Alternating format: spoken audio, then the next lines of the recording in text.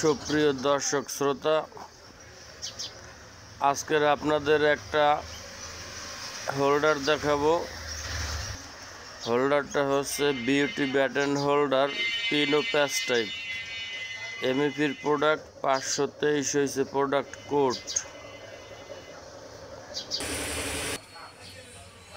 523 product code, white কালারের একটা holder. এর জন্যই হোল্ডারটার নাম হচ্ছে বিউটি ব্যাটন হোল্ডার। প্যাচ টাইপ, পিন টাইপ দুই টাইপই আছে।